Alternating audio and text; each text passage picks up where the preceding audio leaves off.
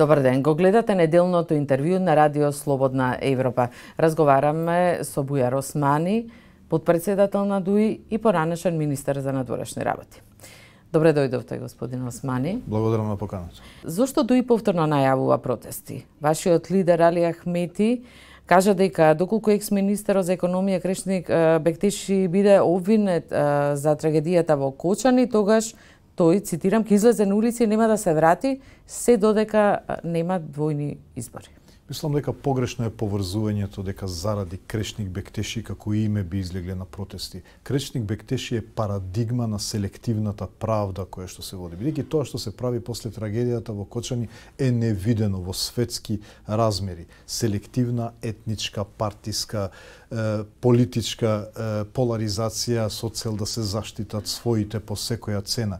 И Ахмети кога зборува за протести како основно уставно право на секоја опозицијска партија, не зборува за Крешник Бектеши како име, туку за тоа што се случува во државата. Начинот на кој што владата ја сегрегира, ги уништува основните кохезивни елементи на оваа држава. Тоа се три.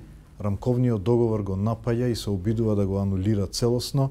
Европската перспектива исчезна и трето, селективната правда која што е канцерот на недовербата во едно демократско општество. Председателката на државата Силјановска ова го нарече притисок врз судската власт.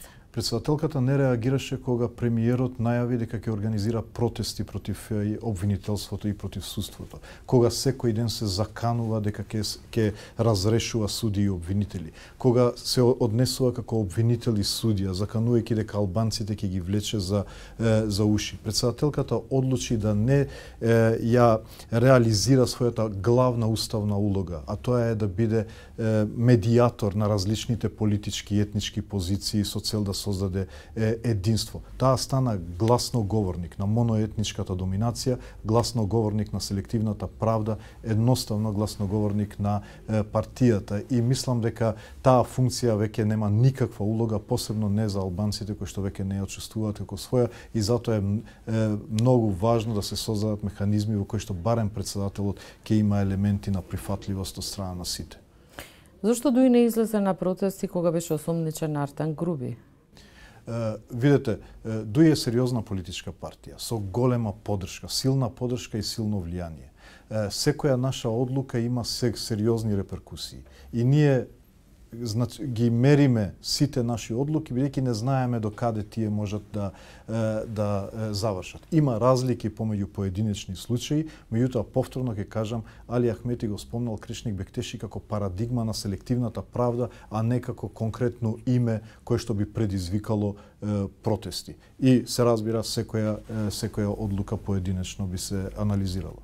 ДУИ веќе имаше еден договор со премиерот Мицкоски која го поддржа во собранието, ја поддржа реорганизацијата на владата. Дали пак има договор за двојни избори или за предвремени парламентарни? Очигледно оваа влада е моноетничка. Нема легитимитет кај албанците. Останале 9 пратеници кои што ја поддржуваат оваа влада. Тоа е околу 3-4% од албанците се представени во оваа влада.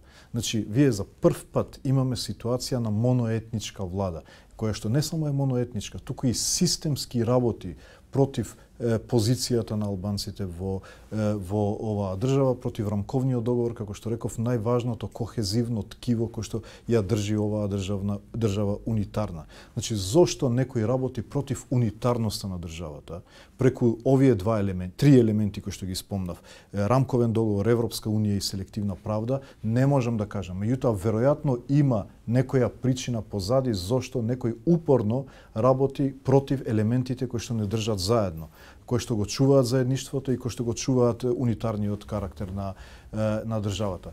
Предвремените избори се неопходни за да никогаш не се нормализира оваа ситуација. Ова е аномалија, ова е абнормалност која што не може да биде одржлива, треба да се прекине за да влеземе во тој златен период каде што после 20 години, прв пат ќе имаме 4 години без ниедни избори. Значи, јас пресметав, во последните 20 години сме имале 14 изборни циклуси, што значи на секои 17 месеци сме имале по едни избори. Кај нас еден изборен процес. 6 месеци парализира пред, 6 после. Ние не да ве прекинам, тогаш вие бевте во владата на Никола Грилевски со ВМРО и не ви пречеше да има вонредни избори секој 2 години? Секогаш нашата аргументација било дека треба да се издржи цел мандат. Меѓутоа се разбира дека мнозинството се правило на тој начин да се предизвикаат тие предвремени избори. Сега сме убедени дека овој златен период од 4 години, после 20 години, ќе ни овозможи можност за уставните измени да се дополнуваат, да се комплетираат, да се отвараат поглавијата и да се затвараат поглавијата до 2029 година, кога би имале 3 изборни процеси во еден ист ден, што се разбира би било и финансиски многу по-издржливо за државата. Ги спомнавте евроинтеграциите дека се пред златен период. Каков е тој златен период кога практично тие се во ќорсокак, Европската унија не дава гаранции дека можеби нема натаму Бугарија да условува, Бугарија исто така не вели не, актуелната влада нема намера да го менува уставот под поставени услови. Дали 3 години потоа сметате дека сгрешивте кога прифативте вакви услови, иако знаевте дека немате консенсус во собранието? Значи, прво, прашањето на гаранции е погрешно поставено.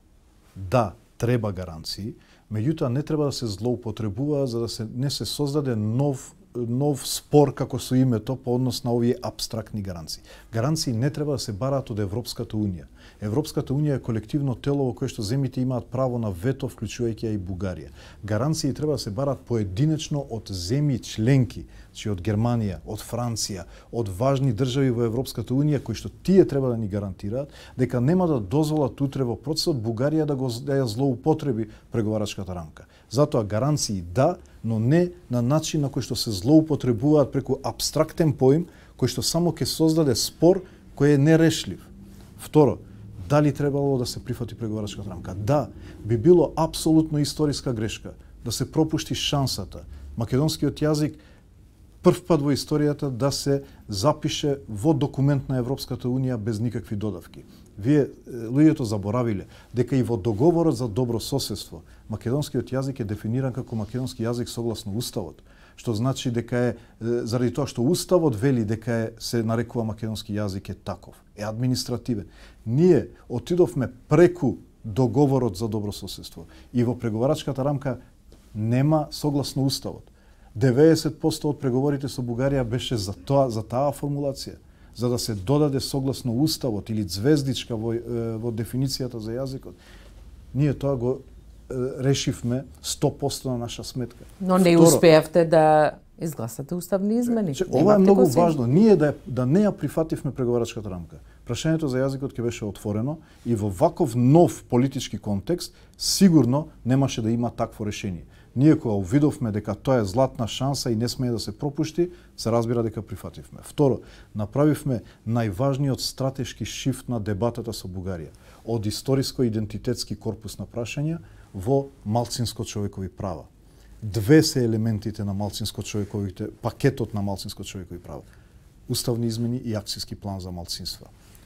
Протоколите, историските комисии се ставени во функција на добрата волја помеѓу двете држави. Бидејќи ако го читате протоколот, секаде, во секоја параграф на протоколот, стои страните се охрабруваат. Никаде не се вели страните се задолжуваат. Мислите дека е тоа мала разлика? Хипотетички, ако има избори, победите, влезете во владата со ВМРО ДПМНЕ, ова ќе го спроведете? Значи, и пред претходните избори, албанските политички партии потпишаат договор дека нема да влезат во влада со политичка партија која што нема да прифати комплетирање на европскиот процес. Бидејќи без европска иднина, оваа држава нема иднина. Тоа е клучната реченица. И потпишаа сите, и овие од Влен потпишаа таков договор, и Ахмети, и Таравари, и Меджити, и останатите. Меѓутоа се повлекува тој договор. Дуи останува на тој договор уште од минатата година. Не може да има просперитет без европска иднина на државата. И тоа не го кажуваме како тип на закана, туку како грижа за иднината на граѓаните кои што секој ден земаат или бугарски пасоши, утре може да земаат албански пасоши, и ние ќе бидеме единствениот парадокс во светот, земја која што не е членка на Европската унија, а сите граѓани се државјани на Европската унија преку соседните држави. Тоа е најголемата катастрофа што може да и се случи на една држава која зборуваме веќе за национални интереси. Нас ни треба силна држава, членка на Европската унија, унитарна држава, ви кажува представникот албанската заедница, да, унитарна држава, меѓутоа по принципите на рамковниот договор. Тие што го рушат рамковниот договор, всушност ги рушат темелите на унитарноста што сме ја договориле во 2001. Да се вратиме на изборите. Дали има одлука во ДУИ, ќе учествувате ли на локалните избори? Значи, изјавата на Ахмети по однос на локалните избори беше објаснување на ситуација доколку хипотетички законот за јазици би бил чепнат од страна на Уставниот суд. Тогаш едноставно нема логика политичкото функционирање во државата, бидејќи тука се завршува со рамковниот договор. Значи, првите два темели се веќе рушени. Прашањето на легитимитетот, гледате инженеринг на албанскиот политички блок, премиерот одлучува кој ги представува албанците. Нема логика зашто ние да учествуваме на избори, бидејќи некој друг одлучува за нас. Второ, балансерот и бадентерот, кој што е вториот столб, и трето јазикот. Се чепне јазикот, нема веќе рамковен договор. Одлуката е одложена за полокалните избори. Иако е припремен извештајот, се спрема терен за тоа, очигледно и тоа всушност ги прави овие наредни избори, всушност референдум за јазикот повеќе отколку избор за градоначалници. Што значи тоа? Одлуката ќе биде по изборите, ќе учествува ДУИ или нема на изборите? ДУИ се разбира ќе учествува и на заедничките избори, предвремени, парламентарни и локални избори. А ако се само локални? Се разбира ќе учествува и ќе победи на тие избори. Дали е договорена соработка со Арбен Тарафари и Алијанса на албанците за локалните избори? Нема таков договор, ги следиме случувањата во Влен. Мислам дека одлуката на Таравари да го крене гласот против ова понижување на вистина храбра одлука. Очекуваме да завршат тие динамики таму, па после да видиме како ќе биде поставеноста за наредните избори. Иако потврдивте дека имало средби. Дали разговарате со СДСМ за некаква соработка за локалните избори? Нема формална комуникација помеѓу двете партии по однос на тоа прашање. Зошто ДУИ повторно игра само на етничка карта? И пред овие избори, зашто партијата повеќе не се фокусира на реални проблеми, например на економијата, борба против корупцијата, на иселувањето на младите? Прашањето е погрешно поставено. Зошто владата не се фокусира на економските прашања, на нормалните прашања, туку мора да го укине балансерот? Мора да оди на моноетнички вработувања, одете во сите последни конкурси во институциите поради укинатиот балансер, имате нула вработување на албанци во државните институции. Зошто албанскиот јазик исчезнува од државните институции? Зошто инспекторатот за јазици по секоја цена се обидува да го укинат? Значи, тоа е прашањето. ДУИ реагира на обидот да се нападне темелот на унитарноста на државата. Рамковниот договор, историскиот договор помеѓу македонците и албанците, како треба ова држава да се раководи и да се живее во неа. Така да тоа е прашањето кое што треба да го поставите до владата. Јас не мислам дека е наивност, јас мислам дека е ова умислена системска акција. Само не знам кој е мотивот, бидејќи алтернативата на рамковниот договор не е во согласно со интересите на македонскиот народ. Рамковниот договор обезбеди унитарност на државата, рамковниот договор обезбеди функционална мултиетничка европска НАТО Северна Македонија. Зошто тоа го прават? Дали имаат некоја инспирација од погоре, од север? Не можам да кажам, тој дел се уште не ми е разјаснет. Меѓутоа, дека ова антиалбанска политика на владата е директно на штета на основниот македонски интерес, зборам за македонски интерес како македонски народ, тоа сум убеден. Изјавивте во неколку наврати по поразот на изборите дека ДУИ во речиси 20 годишно владење направила грешки. но никогаш никој јавно не се извини, немаше ниту оградување од лица кои се на американската црна листа, како Мирко или Артан Груби. Зошто? Видете, значи, воедно сме сигурни, во честните намери што ги има партијата и ги имаше партијата за тоа како треба да изгледа оваа држава, каков дом треба да биде за сите нејзини граѓани. НАТО, Европска Унија, добри меѓуетнички односи, економски просперитет. И ја гледате улогата на ДУИ во сите овие процеси. Например, неизбежна беше, односно клучна беше улогата на ДУИ за НАТО, за Европската Унија. Финансиските кризи кои што се случија, пандемијата, последните економски кризи. Секаде ДУИ беше еден од клучните фактори кои што помогна оваа држава да ги надмине предизвиците. Од друга страна, корупцијата почна да се изедначи со вашата партија. Дали имало по пат грешки? Да, имало грешки, се разбира. Се извинуваме доколку имало грешки по патот. Но едно гарантираме. Никогаш немало нечестни намери во ДУИ за тоа како треба да изгледа државата.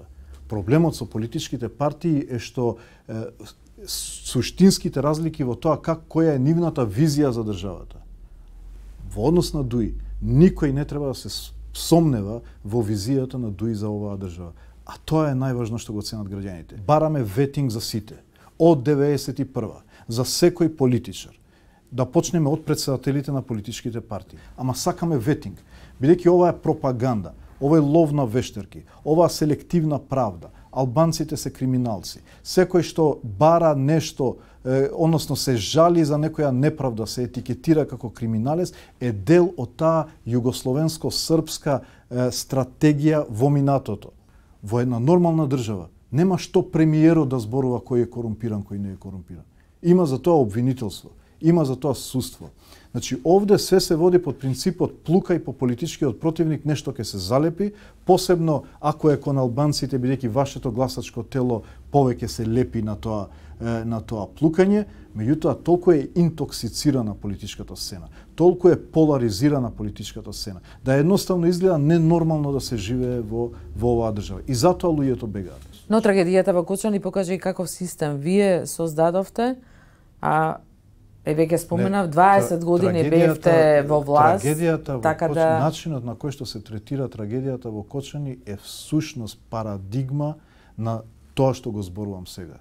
Јас зборувам што покажа и каков систем и коруптивен откри трагедијата во Кочани. Судот треба да покаже. Ништо не се покажа до сега каков систем сме имале. Тоа што видовме е дека полицијата не интервенирала на време, дека полицијата знаела дека една година нема лиценца, дека на денот кога се случил тој голем настан со 600 луѓе, кој што бил рекламиран низ цел Кочани дека ќе се случи, полицијата знаела дека нема лиценца, дека нема услови, дека има пиротехника. Тоа го видовме. Меѓутоа тоа не се третира. Се третираат министрите за економија од пред 15 години. Но лиценците се издавани 15 години. Да, но сите правници зборуваат. Ако некој прави сообраќајка со кола, треба да се казни затоа што возел во спротивен правец, а не производителот на колата да видите дали издал лиценца или не. Тоа е сосема друго прашање. Тука гледате очигледен обид. Кои се виновни? Најдовме едни албанци. И сега ќе прикажеме пред тие во Кочани, албанците ве убија. Знаете колку е ризично прво таа идеја, но најсреќен сум дека не фати корен тој обид. Да се етнизира прашањето. Не чув еднаш од мајките, од родителите на погинатите во Кочани да спомнуваат. Туку точно идентификуваа, кажа кој требаше да не брани вечерта. Народот во Кочани, семејствата го положија најважниот тест. Не потпаднаа под оваа пропаганда и всушност си вперија прст таму каде што очекуваа дека некој ќе ги заштити. Дали ќе се кандидирате за градоначалник на Чаир? Чаир е особено важно за ДУИ, не само за ДУИ, туку за граѓаните на Чаир, бидејќи очигледно дека таму е веќе постанато општина во која што не може да се живее.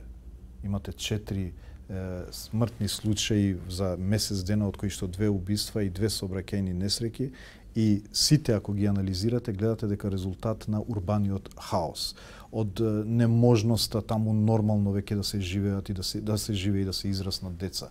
И затоа веќе на граѓаните им прекипе од тоа и бараат решение, бараат да се прекине тоа. И затоа ДУИ ќе го најде најдоброто можно решение кое што ги има по однос на ЧАИР, бидејќи граѓаните посебно очекуваат такво внимание. Кој ќе биде, ќе одлучиме понатаму. Благодарам за интервјуто.